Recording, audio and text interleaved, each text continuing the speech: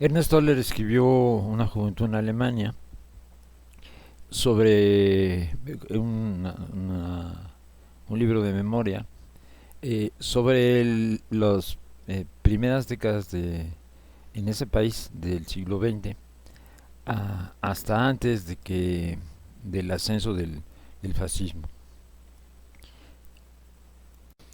Es un libro que me parece ejemplar y incluye el tiempo en que Toller eh, presidió la comuna de Baviera, fracasó con ella y estuvo en la cárcel durante un largo tiempo. Yo no puedo hacer algo parecido por también porque literariamente pues no, ¿verdad? Pero bueno, a mi manera he dejado cositas que permiten reconstruir, ¿no? Una parte. En el estilo en el que él lo hace, eh, de recoger, no el, digamos, la parte esencial, ¿no? De ese proceso que le tocó. Tendré que seleccionar unos cuantos de los videos, del centenar de videos que llevo ya, eh, que son muy dispares, pero que algunos se centran bien en, en esa primera etapa. Pero eh,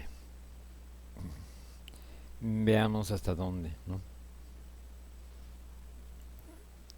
Debería llegar entonces en una primera fase a, a mil, eh, porque yo no dirigí ningunos consejos de Baviera, sino un modesto proyecto de barrio solidario del futuro, como lo llamó alguien, que tampoco tuvo éxito y no fue por, eh, no fue como, no fue por la represión o algo por el estilo, fue simplemente la crisis del modelo económico mexicano que terminó con la con una parte de la planta industrial del país y de esa zona donde yo estaba, y con ello murió pues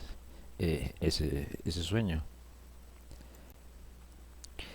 Eh, si hubiera tenido eh, un, más ojo y más tiempo, habría entendido que debería seguir el, lo que de alguna manera lo reemplazaba, que era el movimiento urbano popular, que estaba en pleno en ese municipio, en el de Catepec, eh, justo en la finales de los 1970 en adelante, y que tampoco eh, llegaría a un buen puerto, porque en su caso, a diferencia de otros lugares, eh, fue un proceso que se corrompió relativamente pronto. No lo conozco y entonces no puedo dar cuenta de él.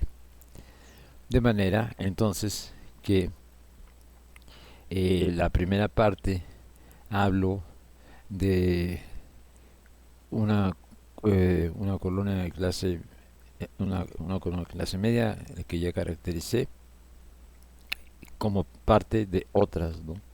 Eh,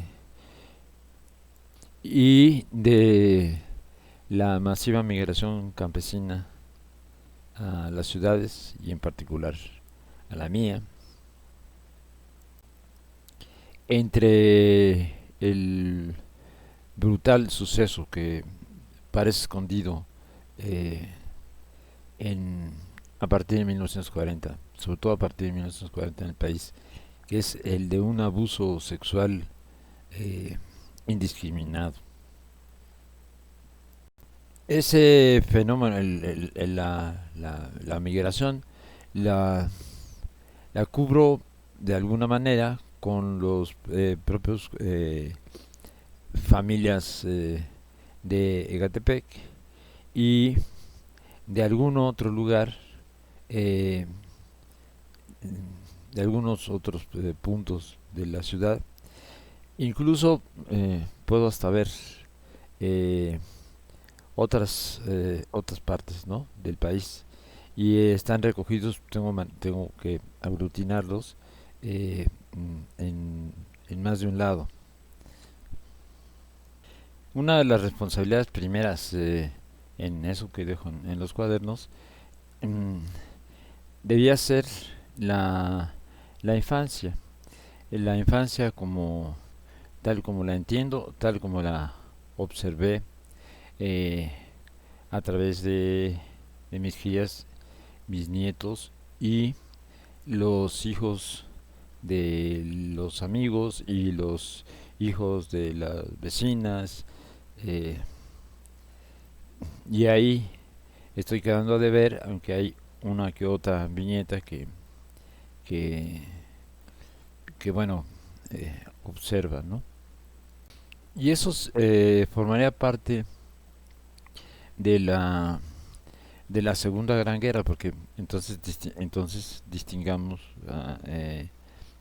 lo que dejo en en dos ámbitos, bueno, en las dos grandes guerras que digo que se, que se desarrollan, ¿no? Una es la grande y otra es la, la del cotidiano. Hay una viñeta en que hablo de una mañana llegando por el tren, una,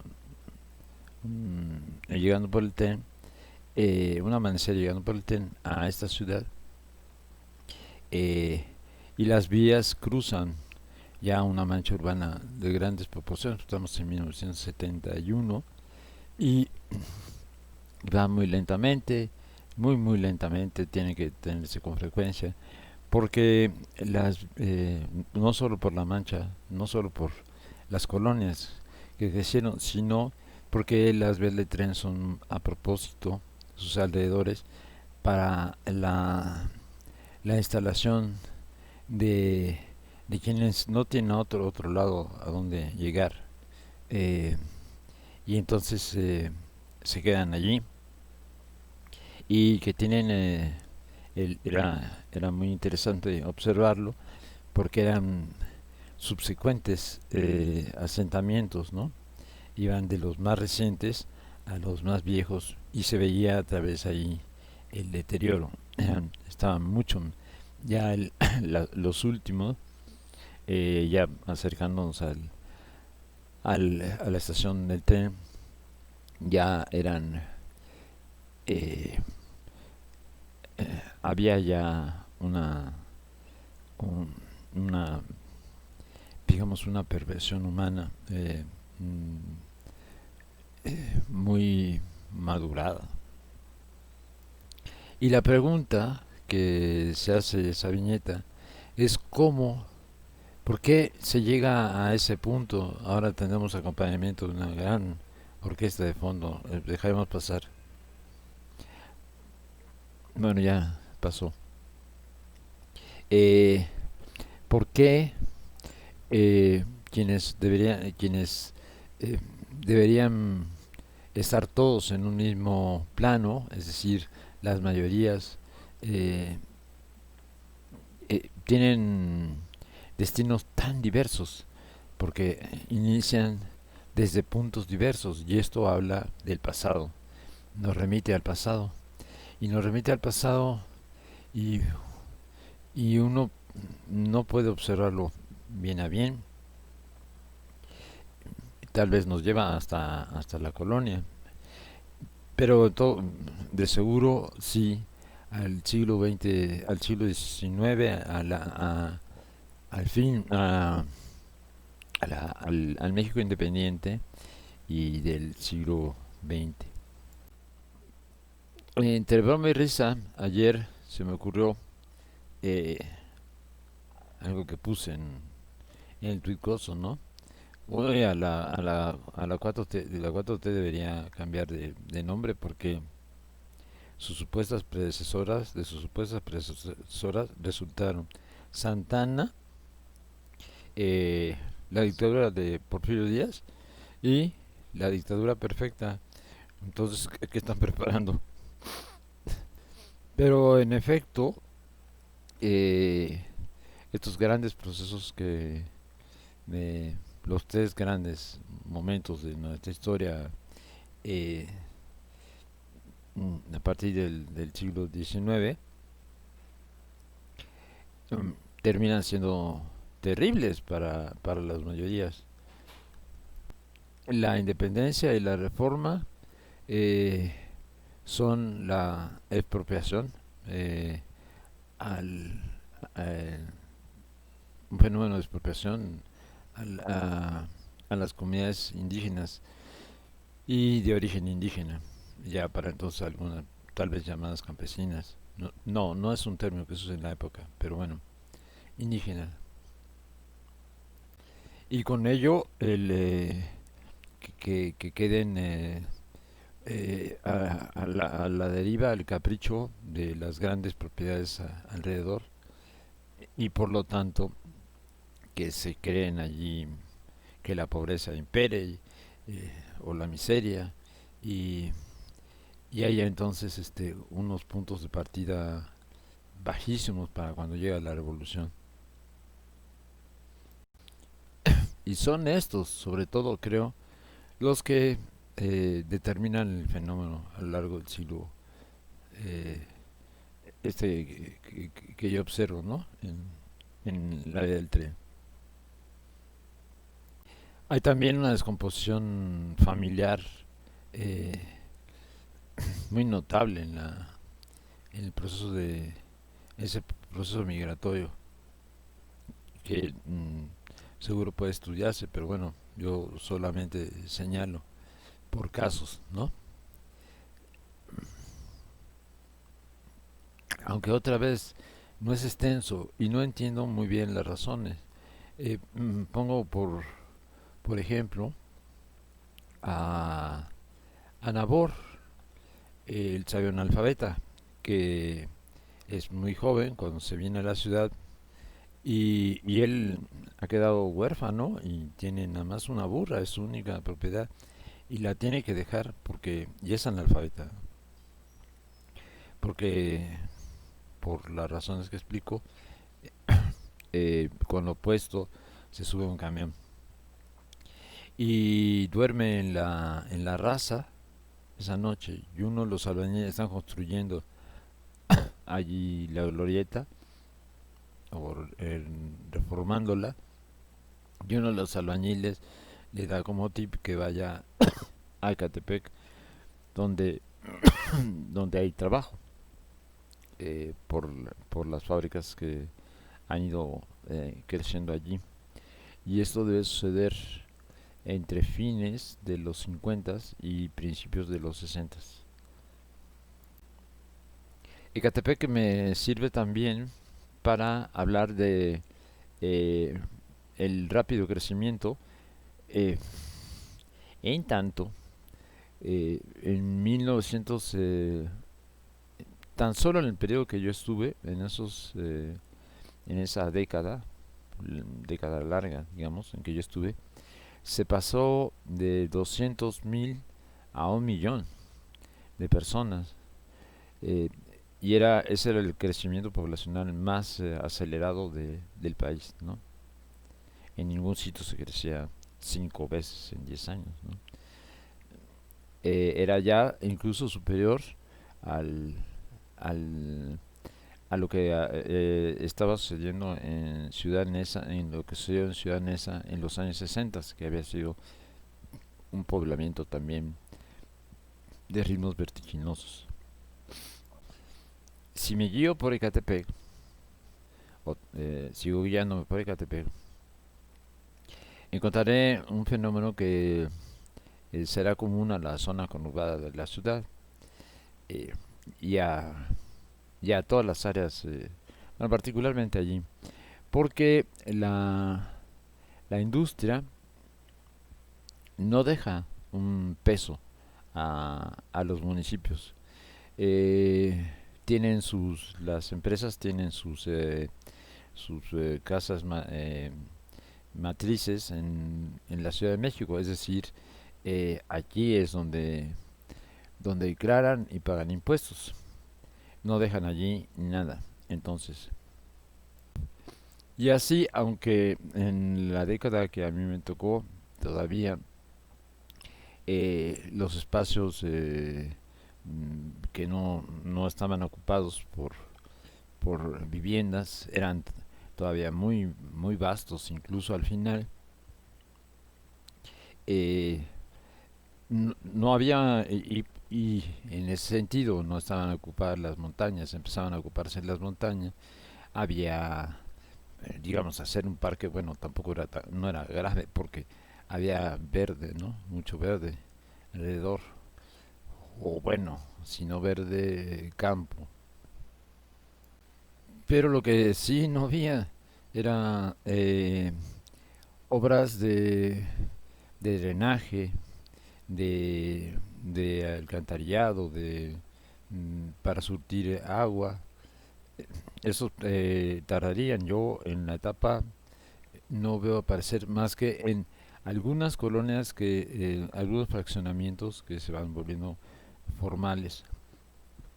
Es en esto, quitando los pueblos originarios de esa parte, eh, mm, eh, que no se han desarrollado apenas. Digo, la zona conurbada tiene para 1960 50.000 habitantes, toda la zona conurbada. Y en Ecatepec hay, no recuerdo ahora, creo que son 7 pueblos eh, originarios o barrios, como le llaman de distinta manera, y cuya vida y de dimensiones relativamente considerables, solo un par, hasta donde veo, que son San Cristóbal y, y Santa Clara. Por ejemplo, San Pedro Jalostoc es una cosa, es un asentamiento pequeño, ¿no? Eh,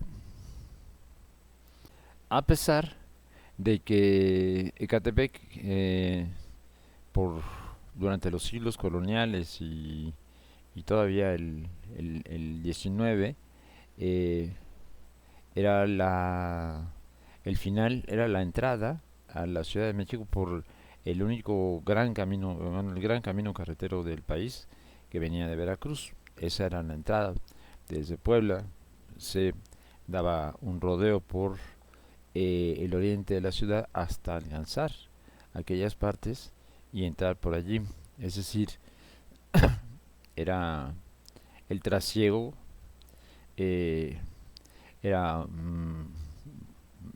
el más voluminoso de la época, y sin embargo no dejaba en el camino nada, no hacía crecer a esas poblaciones. Entonces, si en 1960, es decir, cuando yo cumplo 13 años, hay 50.000 eh, habitantes en la zona que hoy reúne 14 millones, eh, eh, puedo, puede establecerse, además la conozco, eran zonas que conocía por lo menos en buena parte.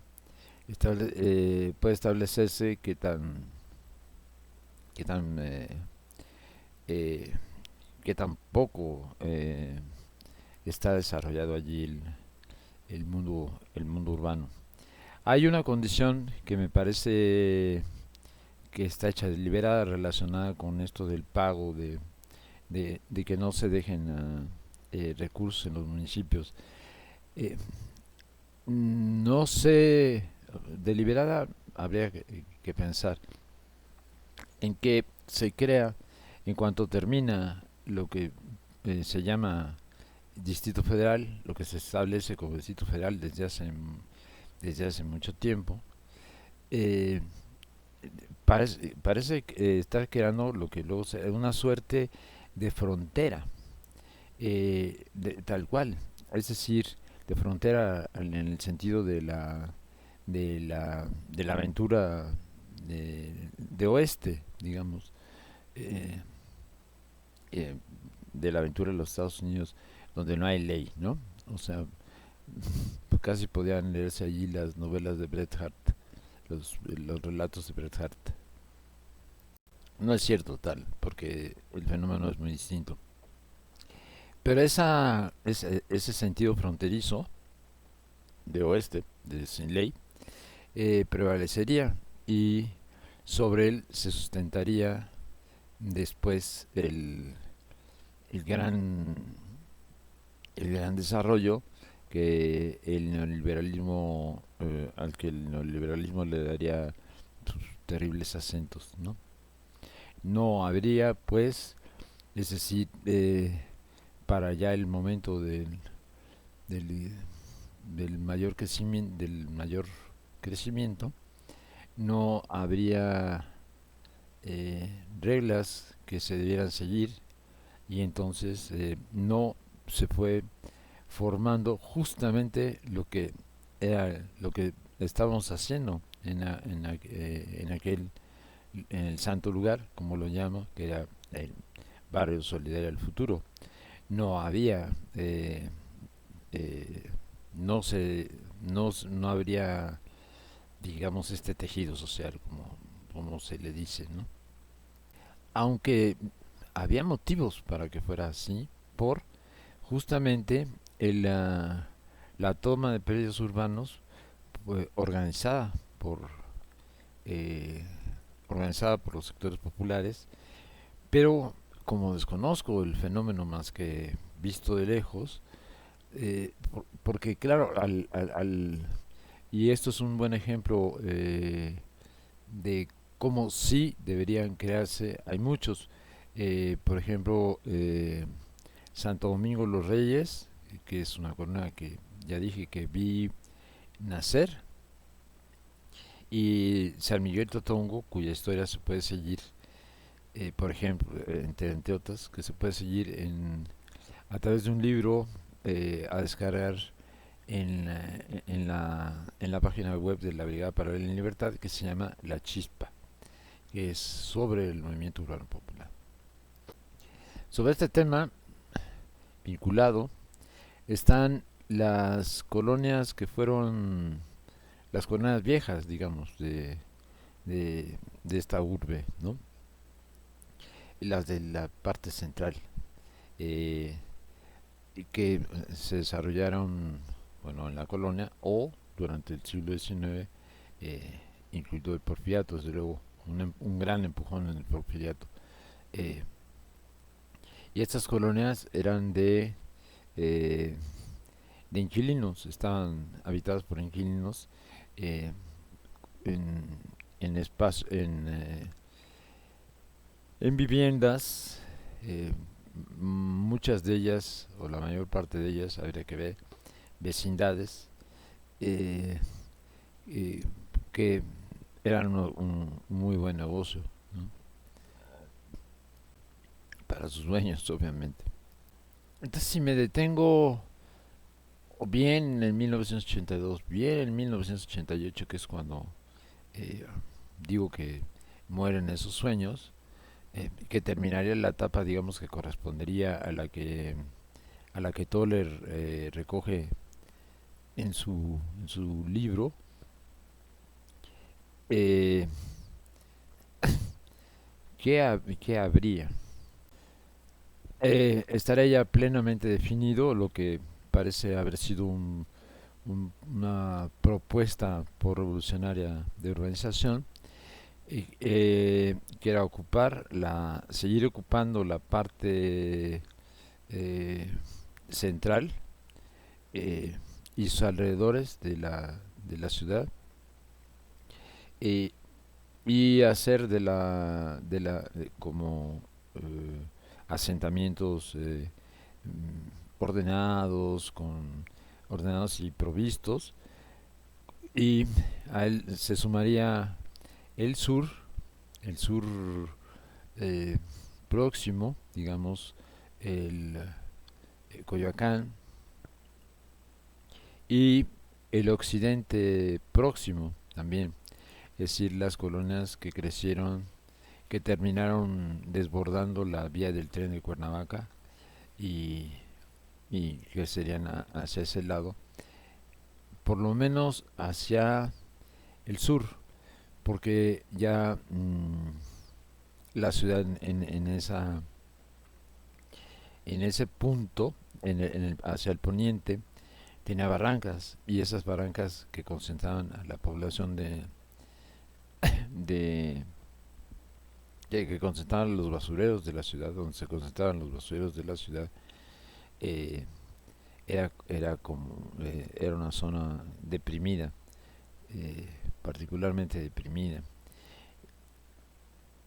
Pero bueno, yo no puedo intentar hacer una reconstrucción del desarrollo urbanístico de la ciudad, ¿no? Bueno, creo que puedo, pero no es el caso, no tendría que ponerme a revisar. Simplemente son eh, lo que aquí y allá fue recogiendo la memoria. Hay un hito allí que es el sismo de 1985, que afecta esencialmente a lo que fue la zona lacustre, o que había estado, o de la isla central de México, Tenochtitlan, eh, en los lagos, entre los lagos, porque la, el, es la zona sísmica más peligrosa de la ciudad, en tanto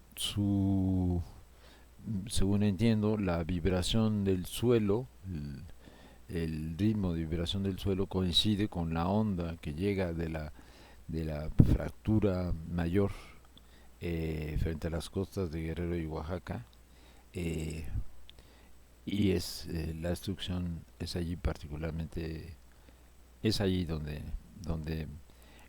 la onda se multiplica y produce los efectos de 1985. México, pues, podía seguir eh, eh, podía seguir respondiendo a, a unas frases que escribió Gustav Reigler, el exiliado alemán, eh, a principios de los años 40. Caos fascinante lo llamó, profundamente contradictorio. Hay una también en algo que se llama el reino de, no, Huipiles y Chacachacas, una descripción mm, una de mm, de un antropólogo y arqueólogo, antropólogo francés, de izquierda, que eh, tenía un gran cariño por esas tierras, allí se avecindó, y veía allí, justamente, decía que todo que había aquí era eh, las frases son muy buenas, no las tengo a mano. Digo también, como agregado, al estudiar eh, un periódico, eh, uno, nació en 1917, periódico, uno de los grandes periódicos. Luego, eso se podía extender lo que decía allí. Y no están mal esas viñetas también para revisar. Se llamaron Diarios de la Vida Nacional, el Gran Diario de México, etcétera. Aunque eran fenómenos, seguían siendo fenómenos, como durante el siglo XIX, fundamentalmente urbanos, o prácticamente urbanos, que no miraban al campo, y lo suplantaba, ¿no? Y lo suplantaba también cuando llegó la radio, según cuento allí, que fue el segundo, eran los dos. La prensa debe considerarse el primer, sin duda ninguna, el primer gran medio masivo que ya no solo contiene información, es decir, en mi opinión, hay suplementos para toda clase, eh, para la mujer, para los niños, para los jóvenes, para el hombre. eh, Está bien contado eso ahí. Y la radio, que tiene una penetración, eh, bueno, se puede decir no mayor que la prensa, pero sí la es porque la radio se escucha mucho en los hogares. Hay un reclaustramiento del ama de casa, ¿no? En el proceso, según creo. Y ese enclaustramiento encuentra entonces pues un mundo de mujer dentro de las casitas. Mientras ellos van al trabajo, ellas hacen el trabajo doméstico, eh, y tienen su tiempo. Es un tiempo que eh, entreví también en esas viñetas de tiempo de caminar. Hay un tiempo de mujer que yo percibí desde niño, ¿no? Cuando procuraba no ir a la escuela a veces, haciendo el enfermo, porque me gustaba sentir ese mundo femenino, ¿no? Donde sin gritos ni aspavientos, ¿no? Aunque lo era también, era muy calmado porque tampoco estaban los niños, niñas, ¿no? Era de ellas, solo de ellas ese tiempo de trabajo, pero era suyo ese tiempo. Esto sucedía así en más o en menos en todas las ciudades de del país, según observé, y conocí bastantes. Las conocí además por donde era mejor, es decir, no solo llegando a su centro urbano, a su centro turístico, ¿no? Sino, o comercial, sino desde los barrios, desde los barrios populares. Y, y también echaba un ojo. Eh, Toco, bueno, ya ni modo, en esta otra vez me vuelvo disperso. En la eh, el Bajío, eh, voy a poner un ejemplo de cómo las nuevas circunstancias, cómo la industria en particular, en este caso, eh, traían estas posibilidades a las que canto, este mundo al que canto de erupción, de transformación con el nacimiento de la industria.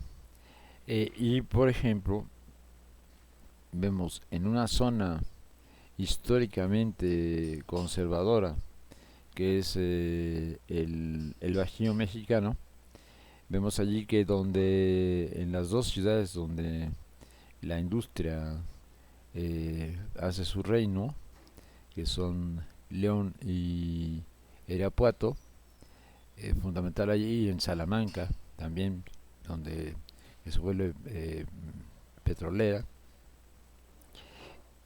encontramos un sector que transita a través de la de la Iglesia Católica, es decir, eh, eh, apoyada por los impulsos de los vagos que llegan de las comunidades eclesiales de base, pero en principio no solo por eso, sino ayudados, eso sería la ayuda, pero transita, no solo hay ayuda, bueno, eh, se convierten en zonas muy beligerantes, ¿no? Aunque muy beligerantes, en términos de demandas, de reclamos, y hay por allí, creo, podía observarse la posibilidad de un real cambio de vocación en esas comunidades, eh, aunque la iglesia produce siempre, hasta donde veo, había que revisar esa propia las comunidades eclesiales de base y la teología de la liberación desarrollándose dentro de la, del- de la gran institución, eh, creaban confusiones, podían prestarse a manejos, a malos entendidos. Los, como me consta, los señores curas continuaron siendo allí en las mismas, incluso donde se habían instalado, donde se habían producido las grandes luchas eh, de la obreras, continuaban teniendo décadas después como figuras prominentes, como santones, a los señores curas, ¿no? Y sus bonitos deformaciones, ¿no? Pederastía y compañía. Pararé aquí porque se trata de que en adelante ya los videitos tengan ese propósito de el de crear, el de darse un real orden y no respondan a las necesidades del día.